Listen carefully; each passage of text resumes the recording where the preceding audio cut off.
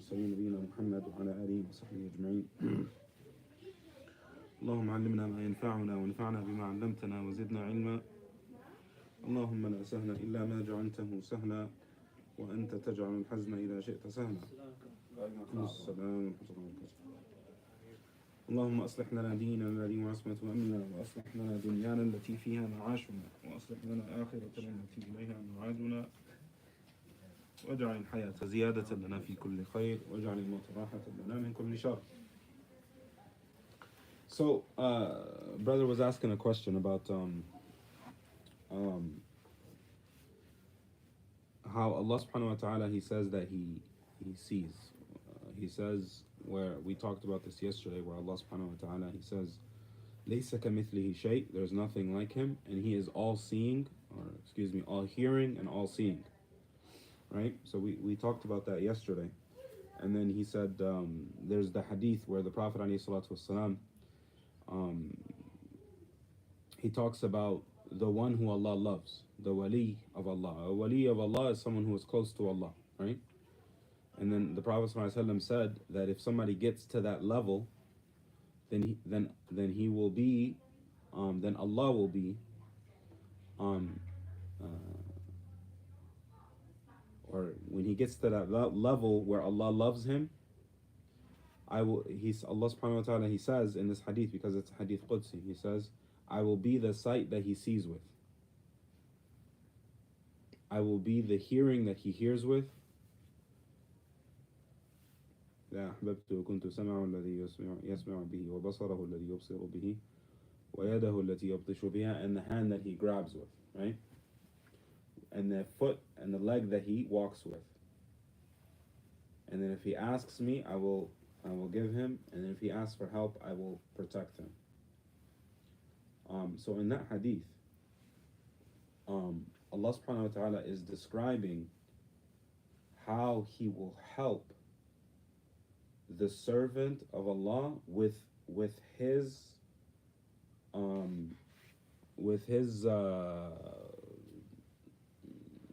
these things. Allah will help him with his sight. Allah will help him with his hearing.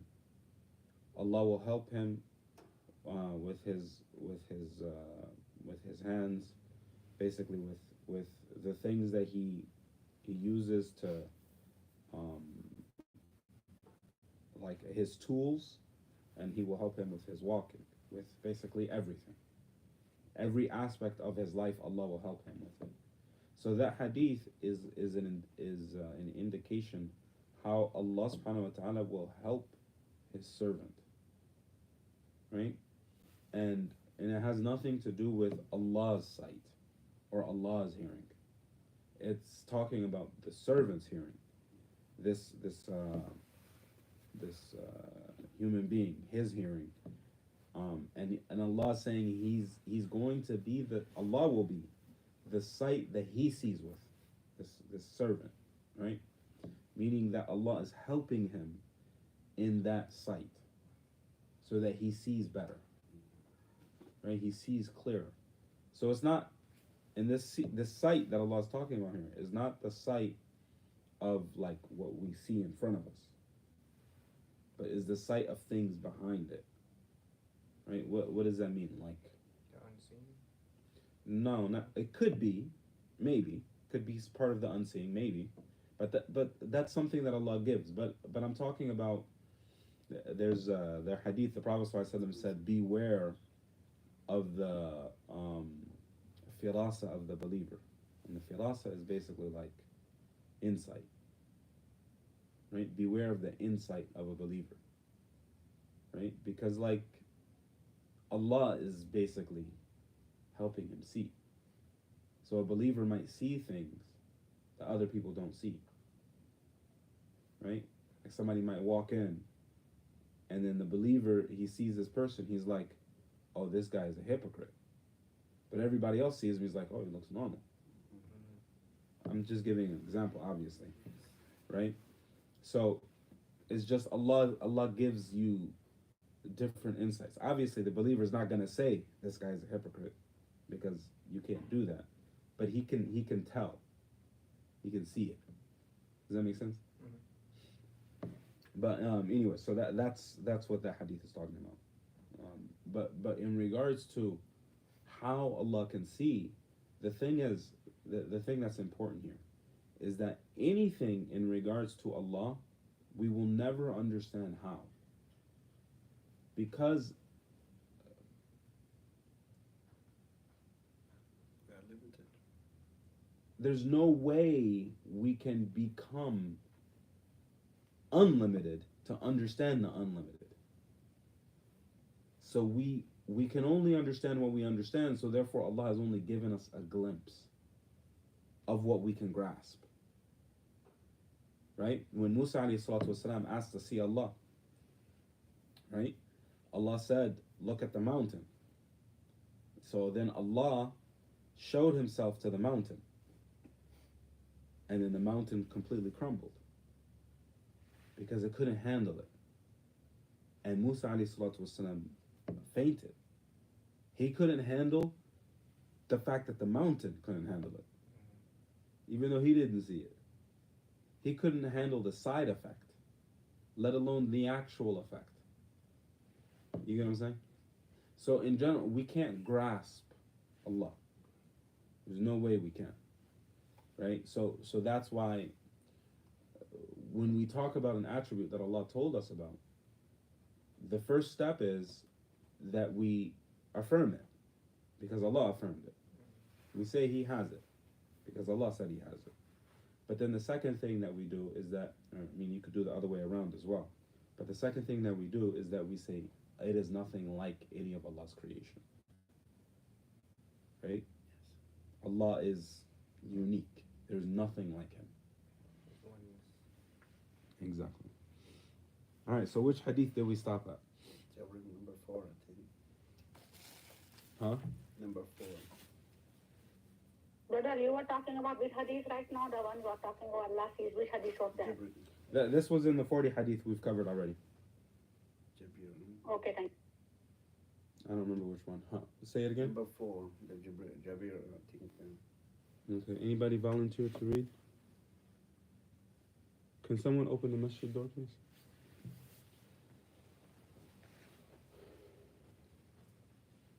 Anyone want to volunteer to read? Oh, subhanAllah, I forgot my book in the car.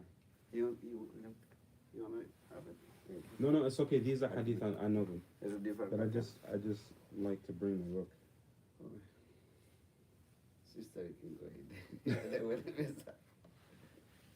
I don't want you to correct me every second I say something. Which number is it? Number 3? Hadith number 3? 4. 4.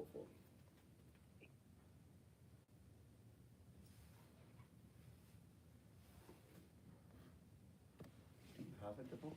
Yeah, I do have the book. Yes, If you number want- 4. Is anybody reading? Yeah, you can go ahead, sister. I mean, there's someone here reading, inshallah. Hold قال Okay, المؤلف no problem. رحمه الله وعن أبي You can عبد read. الله جابر بن عبد الله الأنصاري رضي الله عنهما قال كنا مع النبي صلى الله عليكم عليه السلام ورحمة الله. وسلم في غزاة فقال إن بالمدينة لرجالا ما سرتم مسيرا ولا قطعتم واديا إلا كانوا معكم حبسهم المرض وفي رواية إلا شركوكم في الأجر رواه مسلم. I think number 5 is also related to it. Yes, continue, yes. ورواه البخاري عن أنس رضي الله عنه قال رجعنا من غزوة تبوك مع النبي عليه الصلاة عليه الصلاة والسلام والسلام. فقال إن أقواما خلفنا بالمدينة ما سلكنا شعبا ولا واديا إلا وهم معنا حبسهم العذر. Right. So, and this was in the Battle of Tabuk. Battle of Tabuk, just a bit of background. It happened in an extremely hot time. And the Prophet ﷺ gave them ample notice, gave the companions ample notice that they were going to travel. However, obviously, anytime that they go to a battle, and it's an obligation on every able man to go to battle, the Prophet ﷺ, there were always people who would be left behind. Something for whatever reason. Could be because of sickness or whatever. So in this hadith, the Prophet ﷺ, he says as they're going to this battle, he says that in Medina are men, because the obligation is on the men. Right? The obligation for war is on men. It's not an obligation on women. However, it is permissible for women to go to war. Okay? Because there are examples of sahabiyat that actually did go to war and fought in war as well. But nonetheless, the obligation though is on men. So the Prophet ﷺ said that in Medina there are men. ما قطعنا واديا ما سلكنا طريقا ولا قطعنا واديا, right? ما سرتم مسيرا ولا قطعتم واديا. That any time that you pass or that you go through a specific area or you pass a valley, right? Except every time that you go through these things, you're passing any area, they are with you. These people that are in Medina are with you in this trip, right?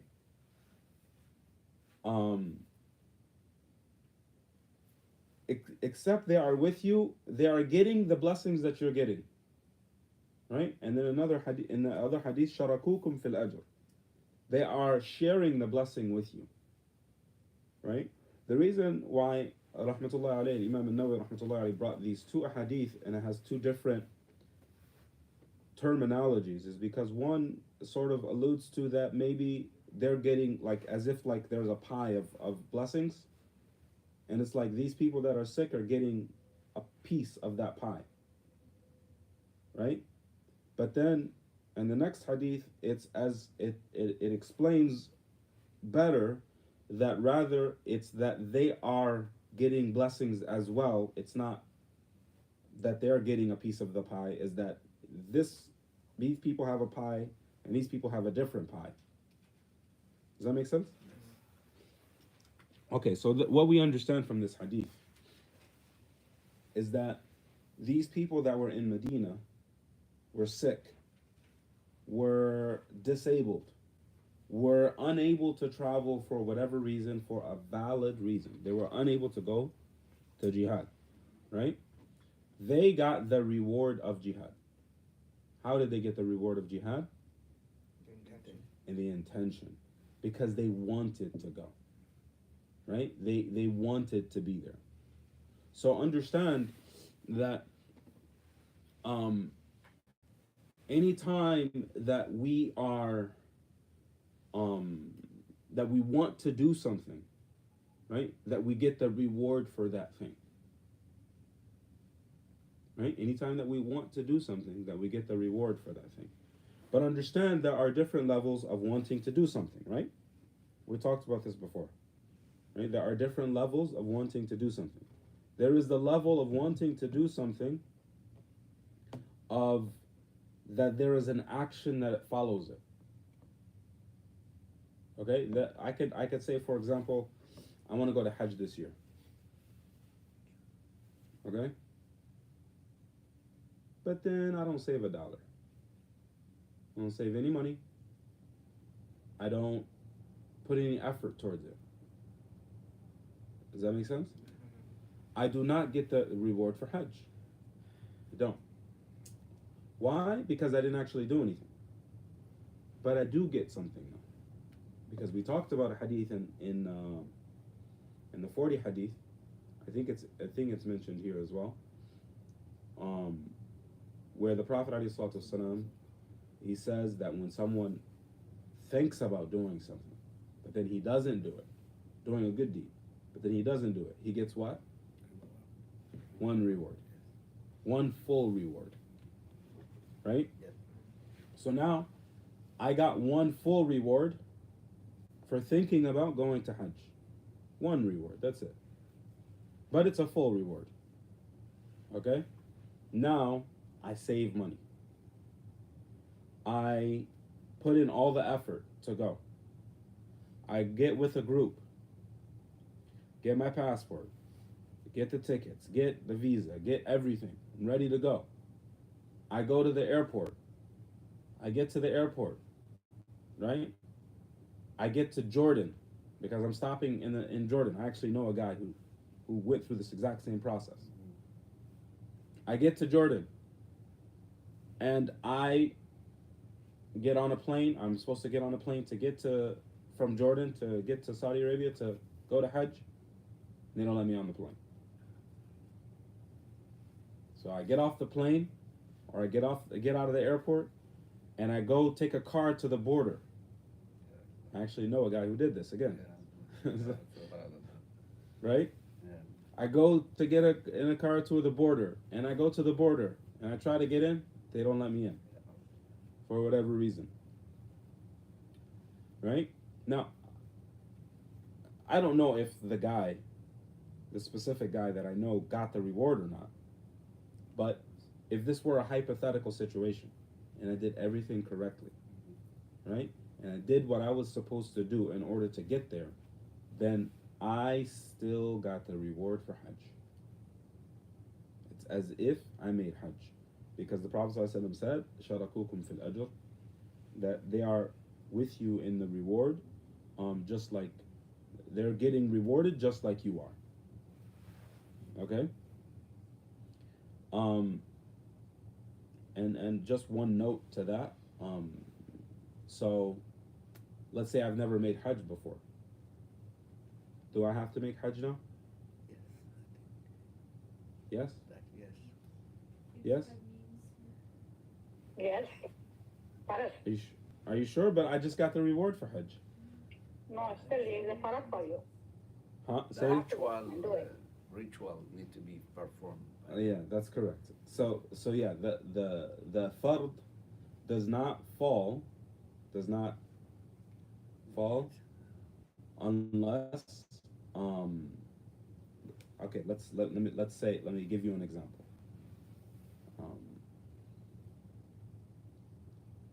Salah is not a good example.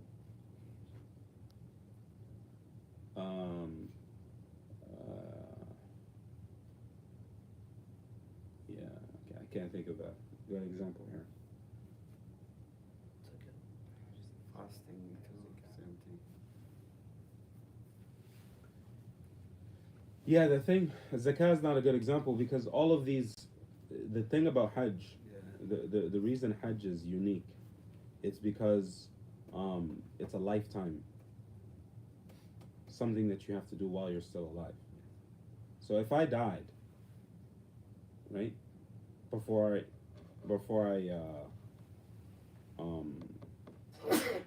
I was able to make Hajj again, then I'm rewarded for Hajj.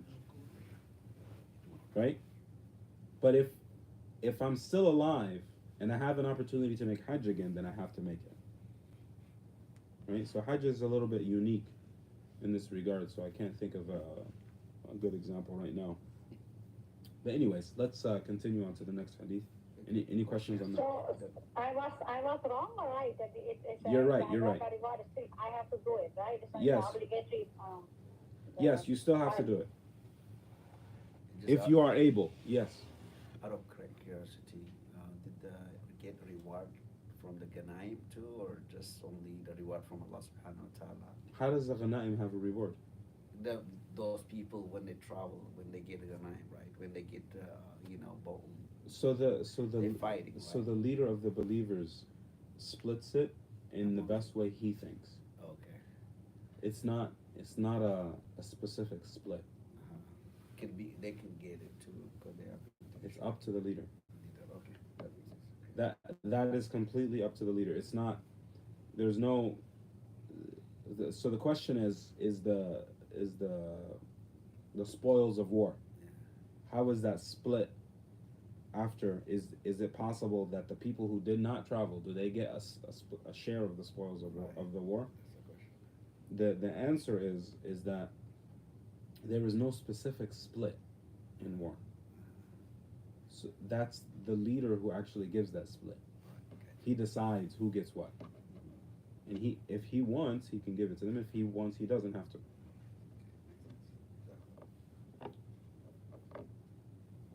Okay, let's next hadith.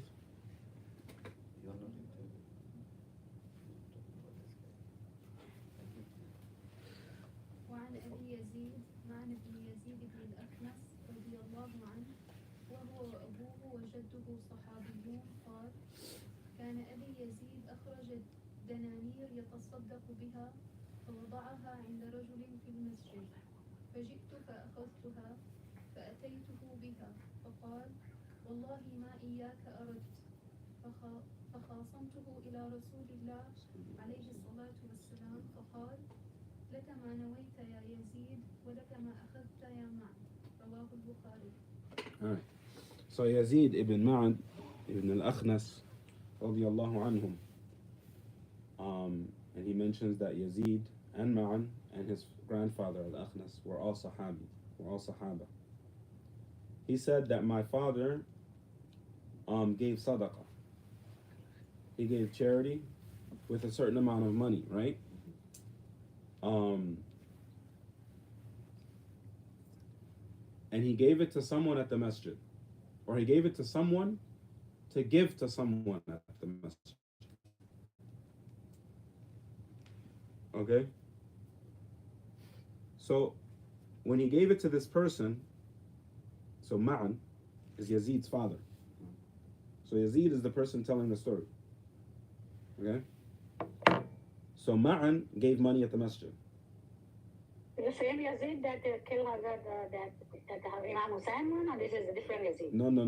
It's not that. No, this is not the same Yazid. No. Okay.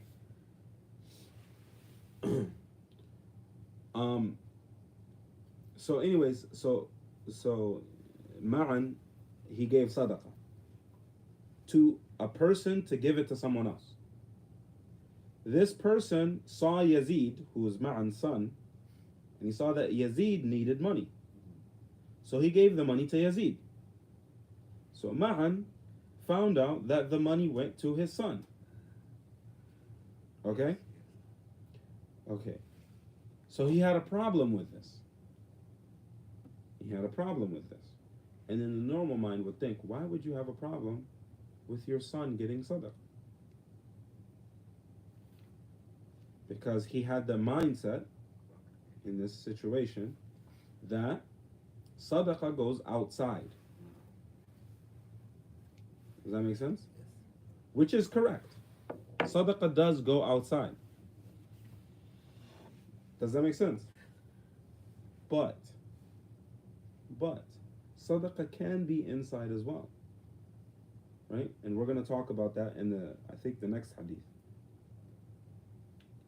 So we'll talk about that a little bit more in the next hadith. But nonetheless, he had the mindset that sadaqah goes outside of the house. Okay? So therefore, he told his son, I didn't want to give you this money. This money wasn't for you. Wallahi ma iyaka arat. Right? So then, Yazid, he goes to the Prophet ﷺ complaining about the situation. Yazid goes to the Prophet ﷺ saying, my dad gave me this money, and I mean, I'm rightful to get the money. So he goes to the Prophet ﷺ, so the Prophet ﷺ can judge between the situation. So the Prophet ﷺ said,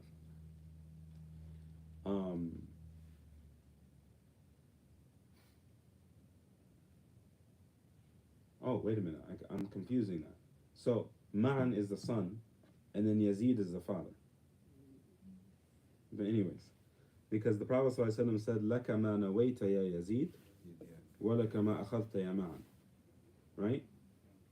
So he said, Yazid, you get what you intended. So Yazid, his intention was for the sadaqah to go out. So he got what he intended. Because of the first hadith where the Prophet ﷺ said that you get what you intend. So he intended for the sadaqah to go out, so he got the blessings, the exact same blessings, for the sadaqah to go out. Does that make sense? Yes. And then you get what you were paid or taken or was given to you, O Ma'an, to the son. So we understand from this hadith, number one is that your intentions are what determines the reward of something. So you are rewarded something based on your intentions. Okay? That's the first thing. So, brother, there's a hadith, إنما أعمال بالنيات, is the same thing. Right, and that's the first hadith of the chapter, yes. Right?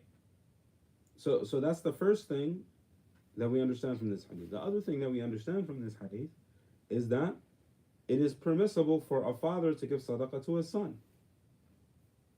It is permissible for a father to give sadaqah to his son, even though he did not intend for it to go to him. Right? Sadaqah goes to whoever's in need. Right? It's not a requirement for sadaqah to go outside of your household.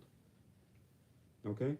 And then we're going to talk about a little bit more about sadaqah towards family in the next hadith. Continue. وعن أبي إسحاق سعد بن أبي وقاص مالك بن أهيب بن Ibn Uhayb. بن أهيب بن عبد مناف بن زهرة بن كلاب بن مرة بن كعب بن لؤي القرشي الزهري رضي الله عنه أحد العشرة المشهود لهم بالجنة رضي الله عنهم قال جاءني رسول الله صلى الله عليه وسلم يعودني عام حجة الوداع حجة الوداع. من وجع اشتد بي فقلت يا رسول الله إني قد بلغ بي من الوجع ما ترى وأنا ذو مال ولا يرثني إلا ابنة لي أفأتصدق بثلثي مالي قال لا قلت فالشطر يا رسول الله فقال لا قلت فالثلث يا رسول الله قال الثلث والثلث كثير أو كبير إنك إن تذر ورثتك أغنياء خير من أن تذرهم عالة يتكففون الناس وإنك لن تنفق نفقة تبتغي بها وجه الله إلا أجرت عليها حتى ما تجعل في امرأتك. قال فقلت يا رسول الله أخلف بعد أصحابي قال إنك لن تخلف فتعمل عملا تبتغي به وجه الله Is it أخلف Is it أخلف إنك لن تخلف after that إنك لن تخلف okay إنك لن تخلف فتعمل عملا تبتغي به وجه الله إلا ازددت به درجة ورفعة ولعلك أن تخلف حتى ينتفع بك أقوام ويضر بك آخرون اللهم أمضي لأصحابي هجرتهم ولا تردهم على أعقابهم لكن البائس سعد بن خولة يرثي له رسول الله صلى الله عليه وسلم أن مات بمكة متفق عليه. Okay, so this hadith is a little bit long, so inshallah bear with me here. The first part is the author, may Allah have mercy on him, Imam al-Nawawi, he talks about Sa'd bin Abi Waqqas. Okay?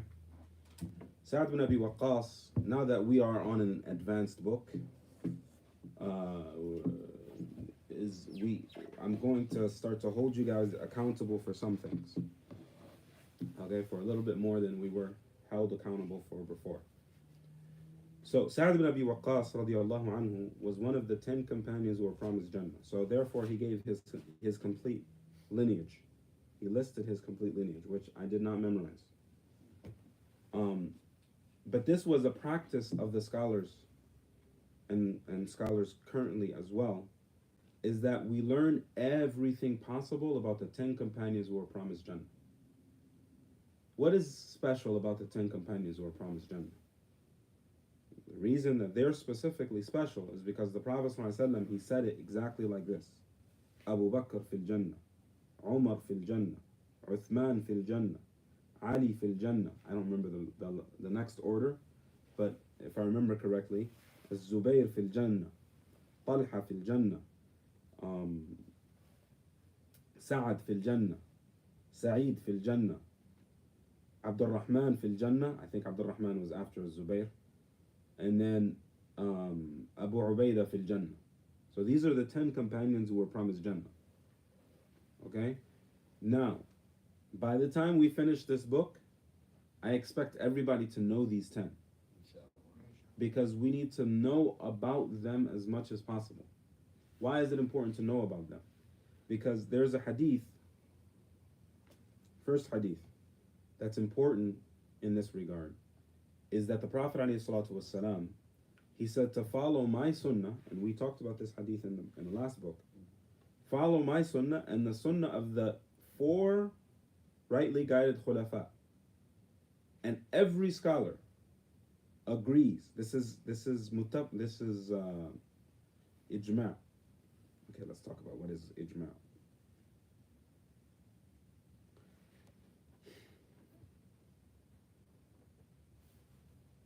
There's evidence in Islam. Evidence number 1 is the Quran. Why is the Quran evidence number 1? It's exactly Allah's words, right? And it is the most authentic book. There's nothing that's more authentic than it.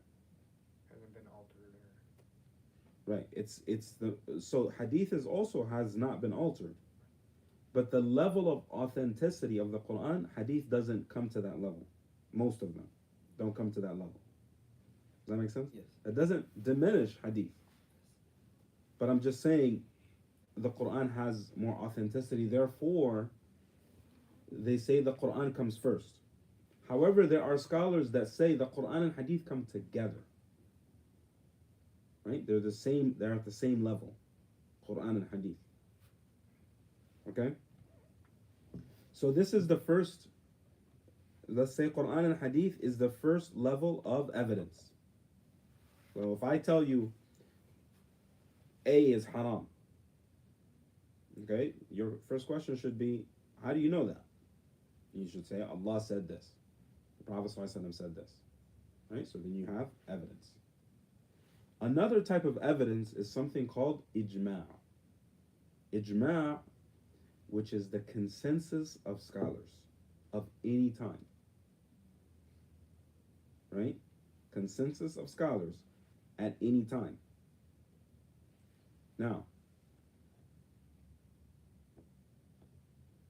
the Prophet ﷺ, how do I know ijma' is evidence? Because the Prophet ﷺ, he said, my ummah does not have a consensus on misguidance. Does not have a consensus on misguidance. So therefore, consensus is also evidence. Okay? And then the last type of evidence is qiyas. And then this one,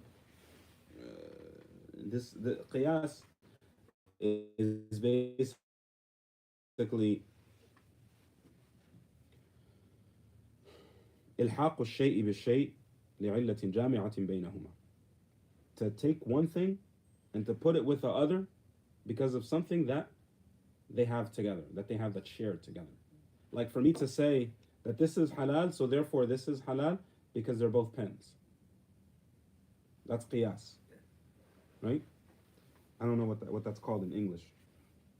But anyways, that evidence is something that scholars, they discuss that evidence. Does that make sense? So a lot of times, like you might say, like for example, airplanes. Is it halal to pray on an airplane? Right? Can you pray on an airplane? So this is actually a discussion between scholars. Some scholars say no, you can't pray on an airplane. Right? Because Allah subhanahu wa ta'ala, He ordered us to pray on the earth. That's praying in on the air. It's traveling on a camel too. You're not on the ground, right? What's that? On top of the camel, you pray. Rasulullah used to pray on top of the camel, which is above Camel? the ground. Yeah, camel. Yeah, but it's attached to the ground. Camel's feet is still on the ground. It's attached to the ground. So like if you're in a skyscraper, Yes. right? That's It's still considered on the ground because it's attached to the ground. Right.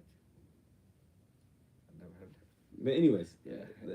but I just mentioned that opinion Yes, just to spark your interest, not to say that it's the right opinion. I get you. The Qiyas, Sheikh, is deduced analogy. Like, There you go. Yeah, deduced analogy. Yeah, yeah. based on Is a that similar situation. Yeah. right? Is that exactly what they call it in the fuqaha and or the English fuqaha? Is that what they call it? Juridic, it's called juridic principle from Quran and Sunnah. Qiyas is Islamic law analogical reasoning as an applied to the deduction of juridical principle from Quran and Sunnah. Yeah, I'm not liking that explanation. I mean, I know that they probably that's probably might be an official explanation, but I just don't like it because it's not exactly explaining what it does. But anyways, the whole point is that this is something scholars do. It's not for normal people like me, like us. Yeah. But anyways, they do that to talk about a ruling about something that didn't exist during the time of the Prophet. Does that make sense? So like an airplane.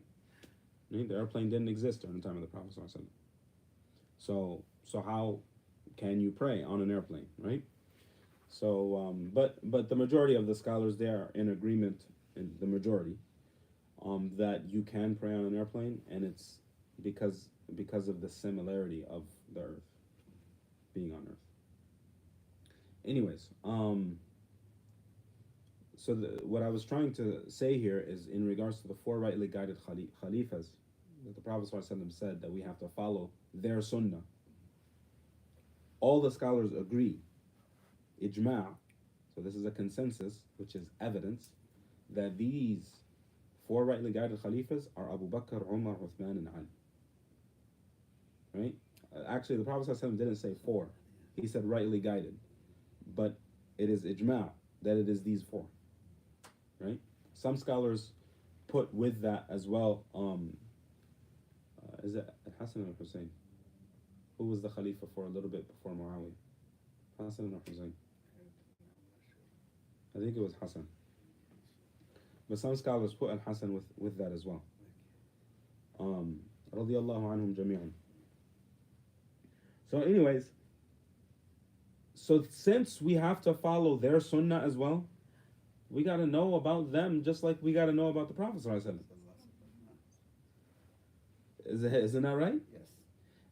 And why is it important that we follow their sunnah? Because they were with the Prophet ﷺ, and they were following the Prophet ﷺ the way they thought made sense for them.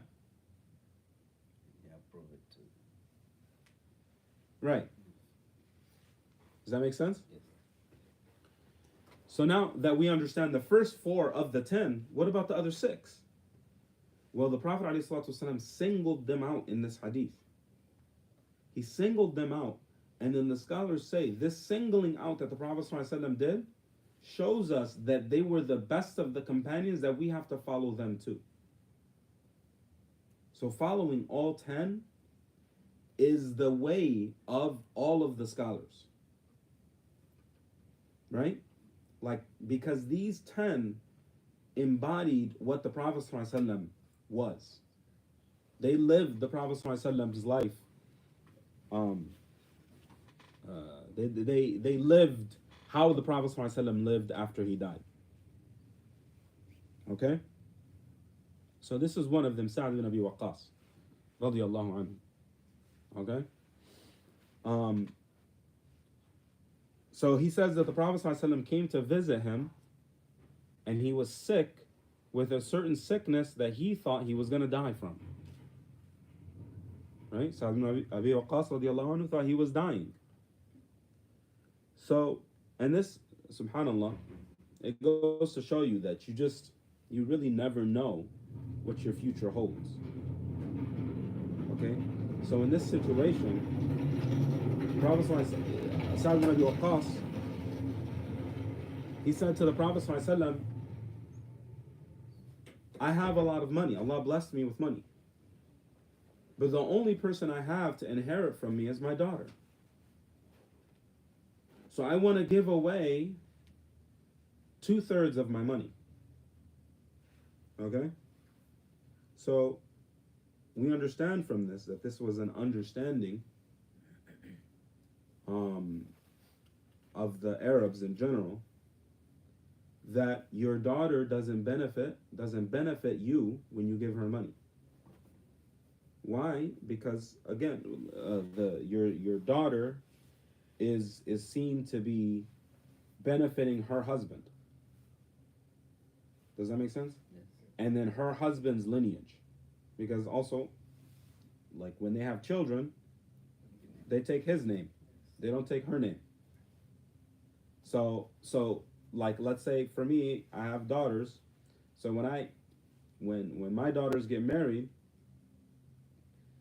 their children don't take my name. So hypothetically speaking, if I'm thinking the same way, which just to throw it out there in the beginning, it's not the right way of thinking. But if I'm thinking the same way, then I would say, I shouldn't give my daughters money, because when they benefit their kids with that, eventually they're going to forget me. They're going to remember her husband's last name and their family, because that's their last name, right? Does that make sense? Yes. So this was the thinking, that why should I give her all my money?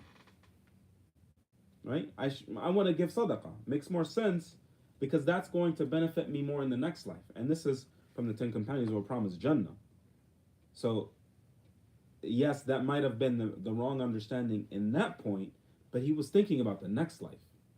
So he wants to give sadaqah. So he didn't think, oh yeah, let me just, give it to somebody else who's going to benefit me, my cousin or my nephew or something like that. No, he's thinking about, how do I get to Jannah? Right? He's not thinking about this world. Does that make sense? So he said, let me give away 2/3. So the Prophet ﷺ said, no. He said, let me give away a half. Prophet ﷺ said, no. He said, let me give away a third. Prophet ﷺ said, a third. He didn't say, give away a third. He just said a third, meaning he have just affirmed it, meaning it's okay. But a third is too much. Does that make sense? So what we understand from this hadith is that when somebody's on their deathbed or on the verge of dying, or thinks that they will be dying in a certain time period, it is haram to give away more than a third of your money. Does that make sense?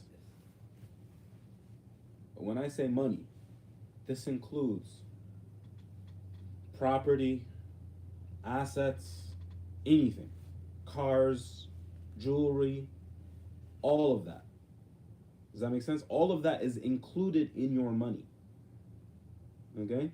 So if you're thinking, oh, I'm old, I might die in 5 years, I might die in 10 years, it's haram to give away your money. The only time it's halal to give away your money is when you feel healthy and you have a long life ahead of you. Does that make sense? You're not thinking about death. Like, you still have aspirations in life. That's when it's halal to give away money. But if your aspirations are done and you're thinking about death, and then you start giving away money, the only halal amount that is halal for you to give is a third. And that's, as the Prophet ﷺ said, kathir, in another narration, kabir. It's too much. Or it's a lot, excuse me, not too much, but a lot. Right? And then he said, إِنَّكَ إِن تَذَرَ وَرَثَتَكَ أَغْنِيَاءَ خَيْرٌ مِّنْ أَن تَذَرَهُمْ عَالَةً يَتَكَفَّفُونَ النَّاسِ. Right? So now the Prophet ﷺ is dispelling that conception that he had about giving all of his money to his daughter. He said it is better, because he didn't want to give all that money to his daughter, because again, the Arab mindset back then was that she's not really benefiting me. So why should I give her all of that money? Does that make sense? Yes. Although I understand that's not what he said, but I'm just telling you the how the typical mindset was. But it could also be possible that in this hadith, that his mindset may not have been that, his mindset may just have been that, this is one person inheriting so much money. Right? That could have also been the mindset. Allah knows best. Anyways, but the Prophet ﷺ, he addresses it, what do you call it, at face value. Whether it's this or that, this dispels both arguments. Right? So this explanation, the Prophet ﷺ said that if you leave your children or your inheritors, okay? So the reason the Prophet ﷺ said inheritors, because your father can inherit from you, your siblings can inherit from you, your uncles can inherit from you, your nephews can inherit from you, right? There's a lot of people who can inherit, right? It's not just your child. So this is an issue that needs to be studied. Who's left when you die to who actually inherits? Does that make sense? Spouses inherit. Wife, husband, right? But everybody gets a specific share. And we talked about how those shares are clear in the Quran. The general shares are clear in the Quran, right? So the Prophet ﷺ said, to leave your inheritors rich is better than leaving them poor. إنك أن تذر ورثتك أغنياء خير من أن تذرهم عالة يتكففون الناس. Dependent on other people, right? It's better to leave your inheritors rich, meaning more virtuous to Allah. Because again, what was Sa'd radiallahu anhu thinking about? He's thinking about Jannah. He's thinking about the next life. He wasn't worried about this life. Right? So the Prophet ﷺ is telling him, actually leaving your inheritors money is helping you towards Jannah. Do you get what I'm saying? It's better to leave them rich than to leave them in need of people. Does that make sense? And then what's after that? خير من أن تذرهم عالة يتكففون الناس. Right, and then any time that you give a sadaqah, right, wanting the face of Allah, meaning when you're giving the sadaqah, so now the Prophet ﷺ is addressing the other issue, sadaqah. So the inheritance is one, okay? The other one is sadaqah. He wanted to give sadaqah, right? So he says that anytime that you give a sadaqah, wanting Allah's face, meaning that you're doing it for the pleasure of Allah subhanahu wa ta'ala,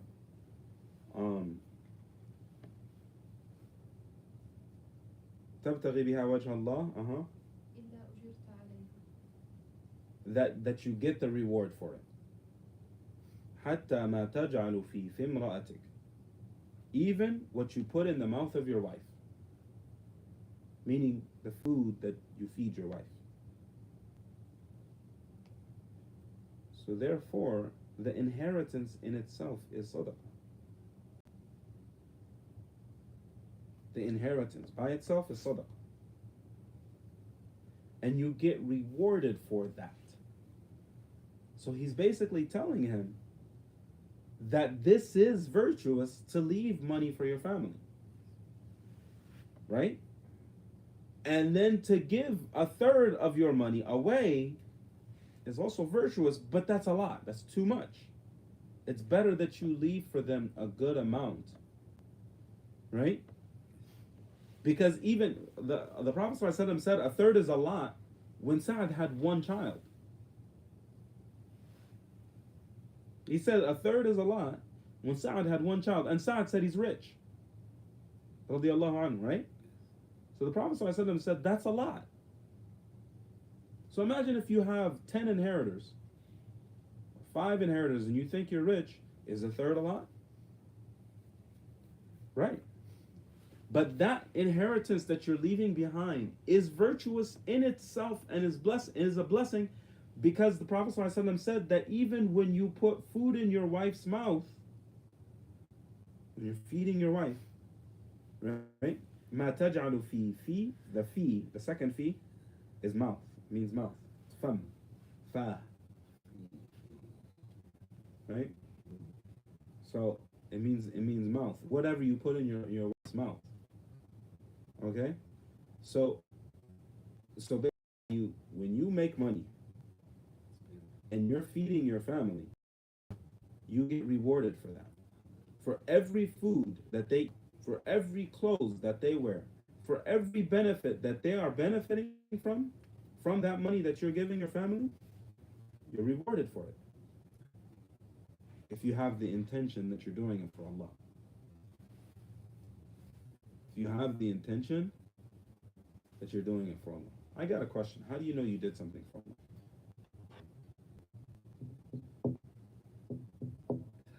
Tell.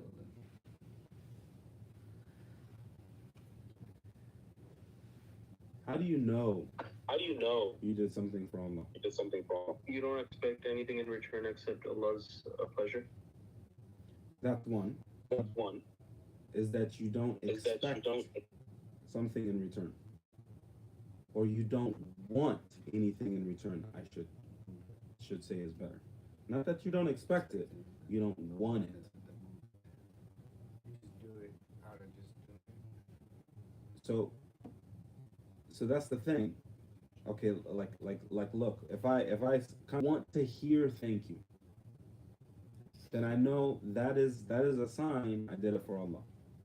But if I want to hear, if I'm looking, oh, did he say thank you? Did he say thank you?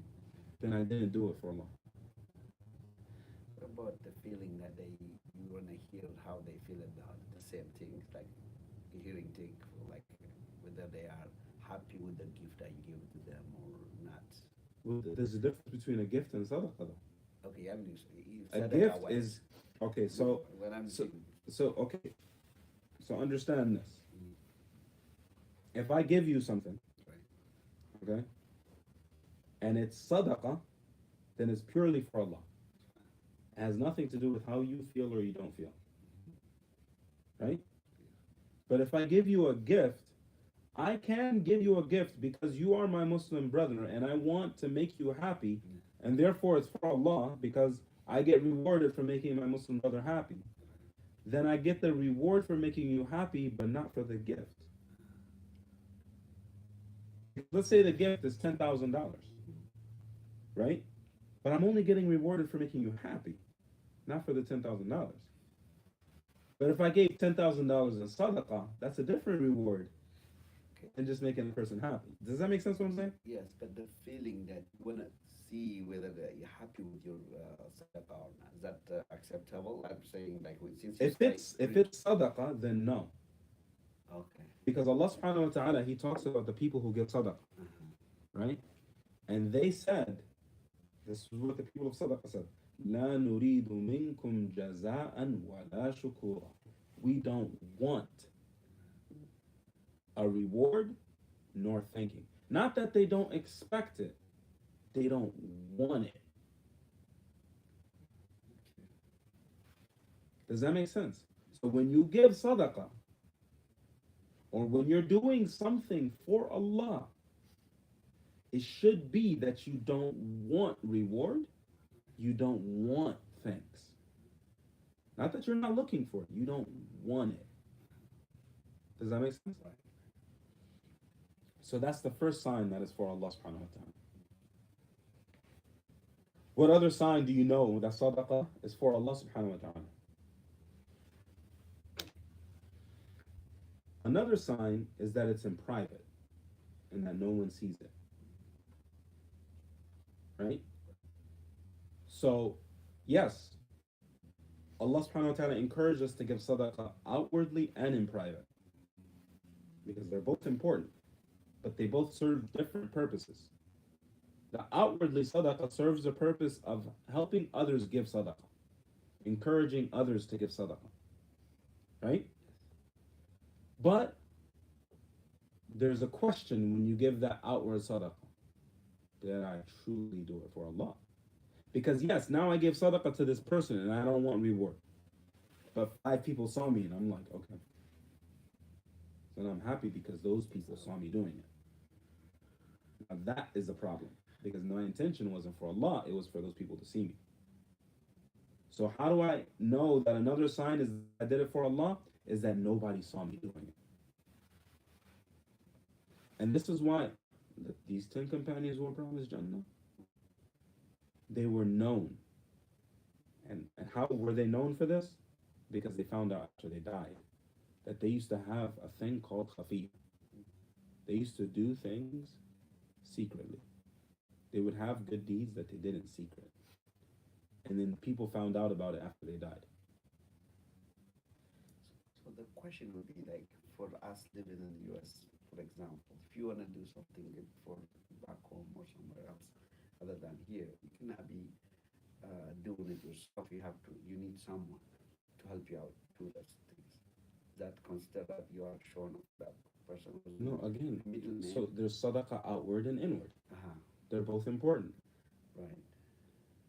So I'm not saying doing a sadaqah outward is bad. Okay.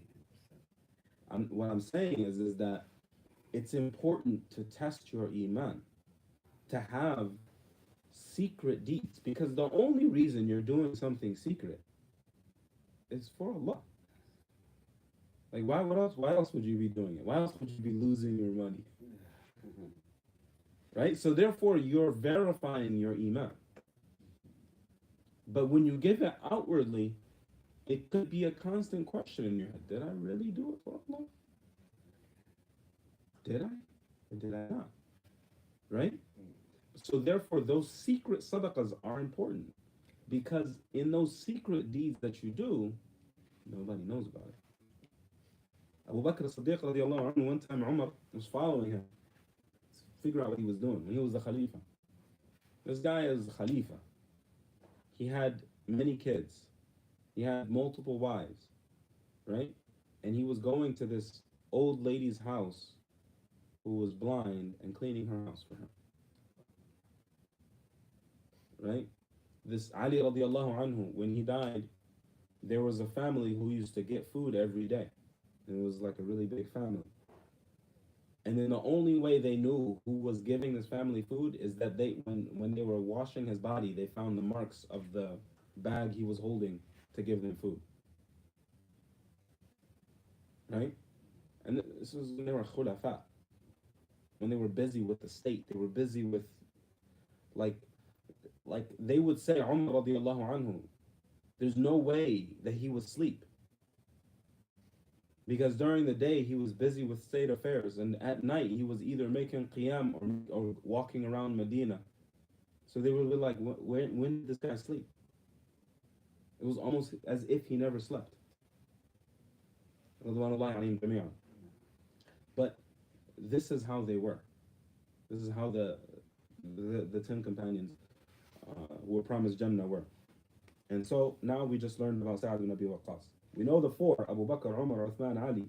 We need to know those. But now we just learned about Sa'd ibn Abi Waqqas.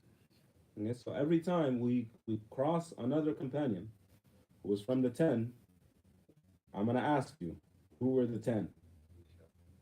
Okay, so we at least need to know these four and Sa'd ibn Abi Waqqas. Okay? So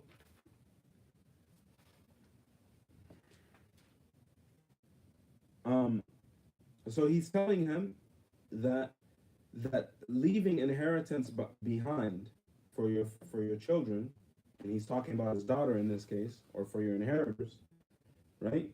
Is that you're getting rewarded for that, right? Even to the thing that you're putting in your wife's mouth, right?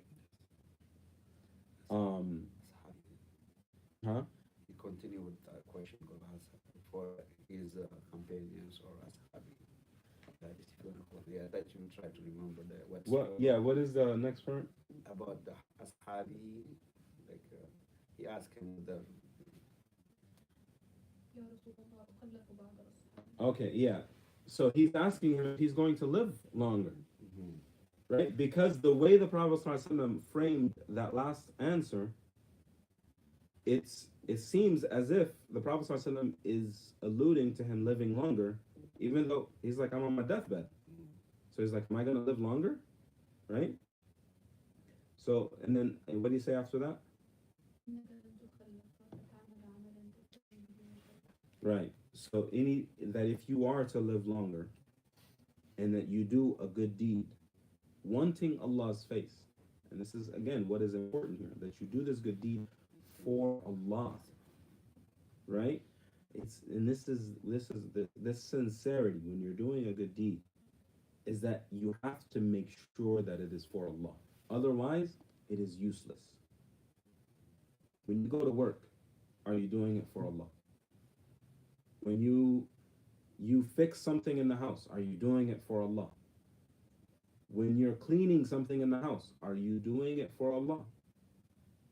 When you, whatever it is that you do, you're doing something, you're doing work, and it is benefiting someone or benefiting people, therefore you can get blessings for it if you did it for Allah. Right? And how do you know you did something for Allah? How do you know? Number one, Not expecting reward or no, not wanting yeah. reward or thanks. Or Number two, doing it in private. And again, both of these are signs, but not conditions, not necessarily. Or excuse me, the first one is a condition. The second one is a sign. Right?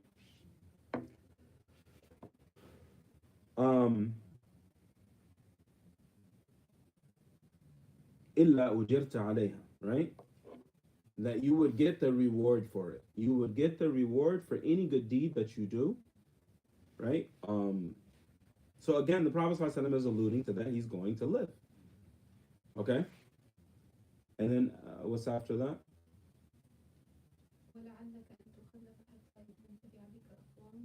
ويضر بك آخرون, right? And that he says maybe. لعل is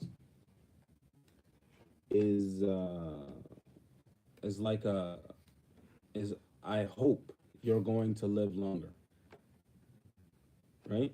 That a lot of people will benefit from you and a lot of people will be harmed by you, right? And what the Prophet ﷺ is talking about here is that Sa'd ibn Abi Waqqas radiallahu anhu did live for a very long time. As a matter of fact, he was one of the last companions to die, right? And in this case, he said, I have one daughter. I think he died with 60 or 70 children. I don't remember exactly. Right? So he died with a lot of children, and he died very late. And a lot of people benefited from him, right? But also, a lot of people were hurt by him from the enemies, right? A lot of enemies were hurt by him. So that's what the Prophet ﷺ meant here. There are some specific scenarios that I'm not remembering at the moment.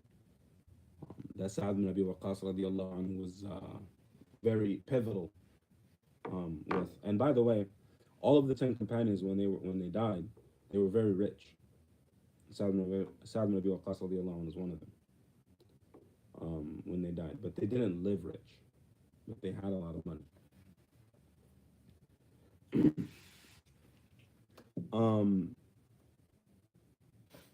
ويضر بك آخرون.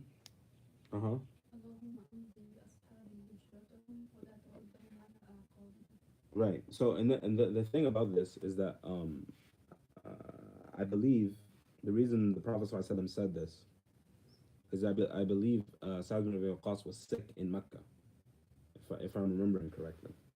And so he said, "O Allah, accept the hijrah for my companions." So, meaning the companions, when they made hijrah from Mecca to Medina, it was such that it was haram for them to live back in Mecca again. It's not permissible for you to live in the place that you make hijrah from again. Does that make sense?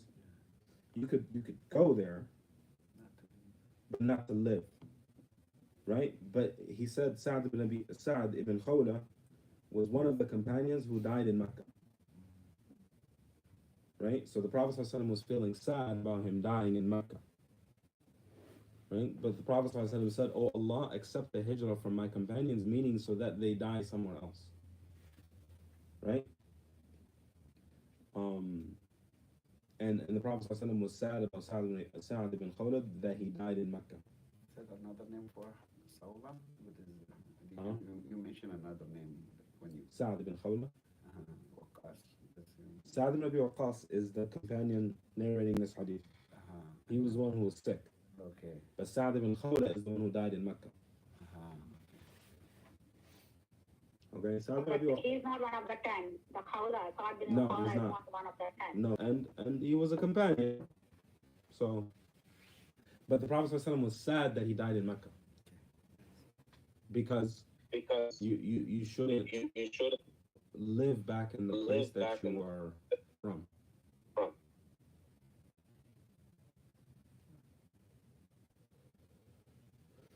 طيب. Any other volunteers to read? Short one. Come on, kid. That one right number 7.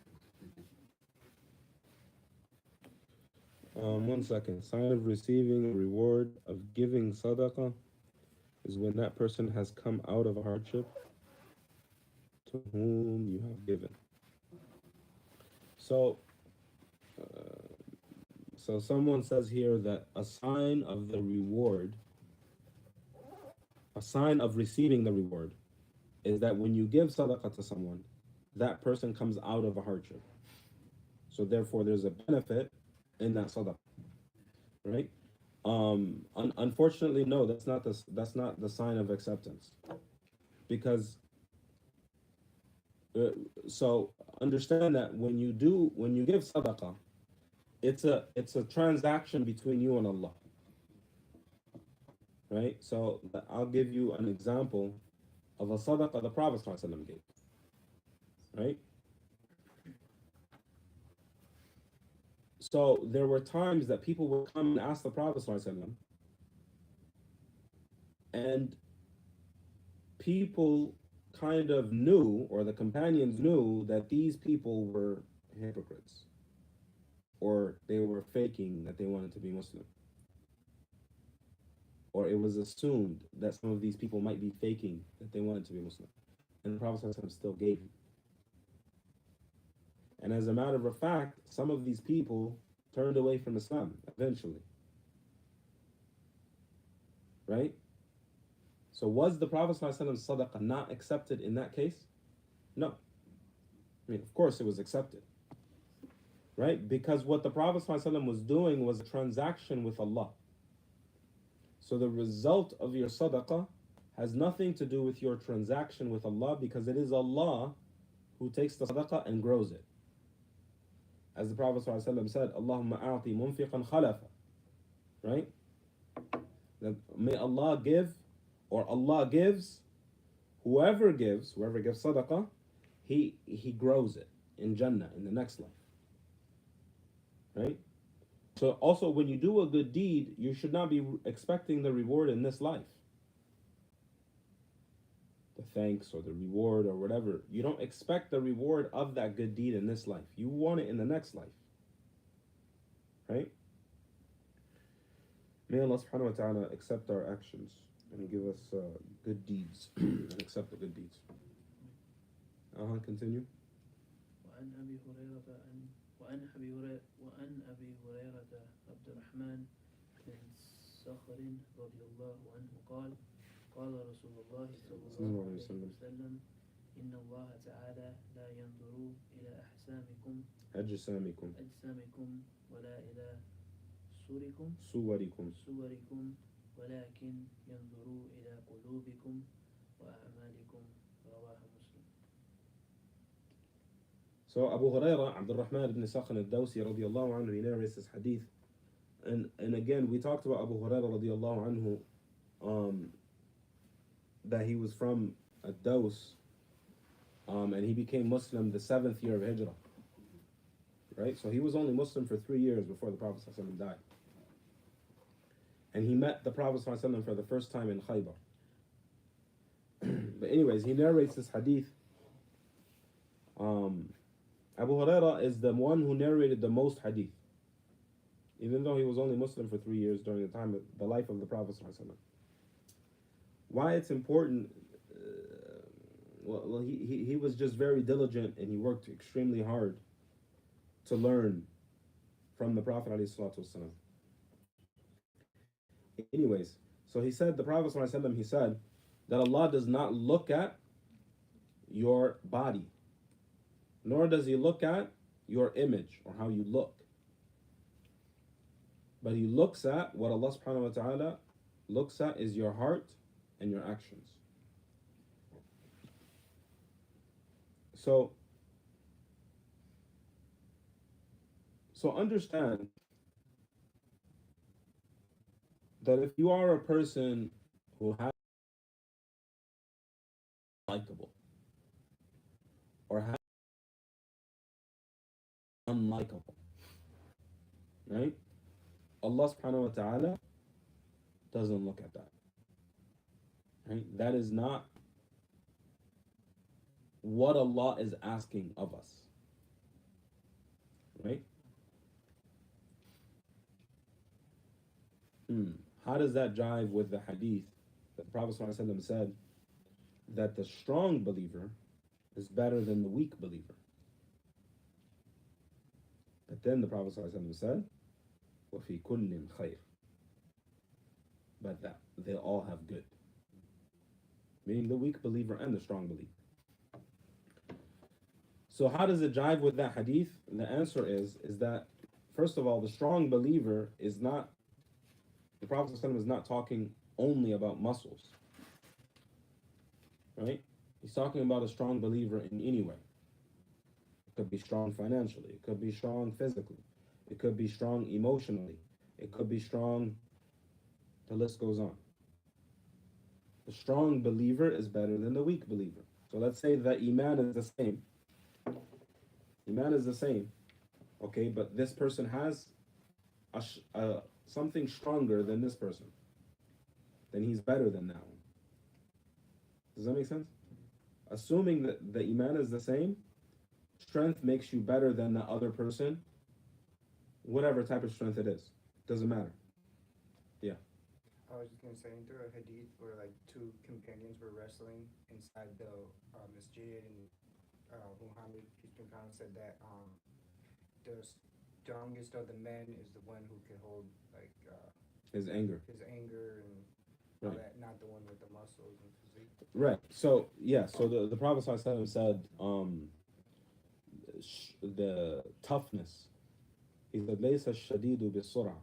The toughness is not when you can beat someone up, or out wrestle someone, or win a match in a battle. Right? إنما الشديد الذي يملك نفسه عند الغضب. Rather, the tough person is the one who holds himself when he gets angry. Yes. Yeah, but in general, strength is a good thing if Iman is the same. But Iman is what is important. Does that make sense? Iman is what's the important thing. So in this hadith, the Prophet, how does that connect to this hadith where the Prophet ﷺ said that Allah doesn't look at the way you look or your body? Meaning that is secondary. That is not that important compared to your heart and your action. Does that make sense? So it does not mean that this is insignificant completely. That's not what that means. But what it means is that the thing that is significant, the thing that is important is your heart and your action. But we also know that the Prophet ﷺ said that there's a thing in your body. He's talking about your heart. That if it is corrected, your entire body is corrected. Your heart, if it's corrected, your entire body is corrected. Right? So it does correct everything else. It's got to do the intention with this heart to be the Yeah. intention and get. So your heart is your sincerity and intention. Your intention comes from your sincerity. But the sincerity is what is important here. Is that when we do things, we want to, now the actions, it's your heart and your actions. So the reason he said heart before your actions is because the heart matters more than your actions. Because you get a good deed even if you can't do it Because your heart is there. So if your heart is there, then your body follows. It's not the other way around where, like, there's people who, like, they're drinking in a bar and you're like, man, haram. And they're like, oh my, I have a clean heart. Right? Yes. No, if you had a clean heart, you wouldn't be in there. Right. That's it. Right? The heart is what guides your body. Right? Your body goes where your heart goes. Right? So if when your heart is pure, you say good things. When your heart is dirty, you say bad things. Right? What comes with the manifestation, what you see on the body is the manifestation of what is in your heart. It is manifested in your body. Right? And therefore, in your actions. Okay? Because there are certain things that you might have in your heart that Allah does not hold you accountable for. But He only holds you accountable for your actions. But when you do that good action, is it for Allah or not, is where He holds you accountable with what's in your heart. Does that make sense? Any questions about that? The Saad hadith, what the intention there? What the Prophet was. Is there any things related to the intention? Yeah, where he said that when you do a good deed, like even giving food to your wife, is a good deed if you did it for Allah, right? Okay, that is related to the intention. Right. So yeah, that's a good point. This chapter, it's about the intention and sincerity. All right. So in the hadith of Sa'd ibn Abi Waqqas radiallahu anhu, how is that tied to intention and sincerity? Because he wanted to give away his money, or he wanted to give away a large part of his money. But the Prophet ﷺ is telling him that this is good. You just have to have the right intention. You can give it to your daughter, but it just has to have the right intention. Right? But then he said, also anything that you're going to do in the future, that no matter what it is that you do, it's about the intention, doing it for Allah subhanahu wa ta'ala. Okay? Well, yeah. What are some authentic sources to learn about the 10 Prophets Jannah? A book, or where would you get authentic information you can trust?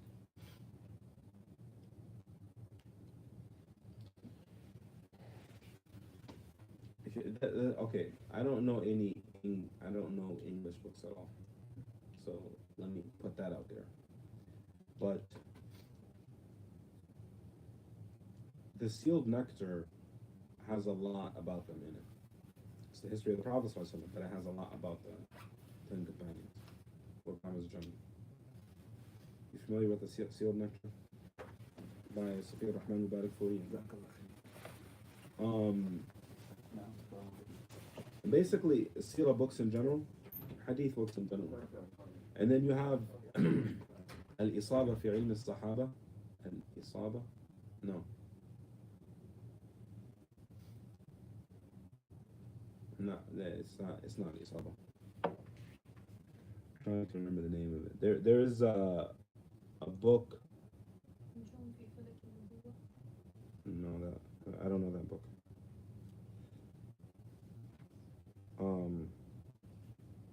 But there's a book about the Sahaba that I'm not remembering the name of it now. I believe Al-Isaba, it might be Al-Isaba. I'm not sure, but I doubt it's translated into English though. But the sealed nectar, when the moon split, might have some information about the 10 companions of Promised Jannah. There are some other books that I've seen about the Khulafa al-Rashidin. I'm not remembering their names at the moment, but there are some books out there. Look at Dar es-Salam is a very good publisher about these books. So if you look at Dar es-Salam publishing company and look at the books that they have about those 10 companions, I'm sure you should be able to find some English books about them.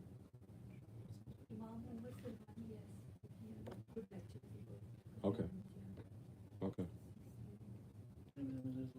do we have classes in the holiday season, or we have the classes next week, or what?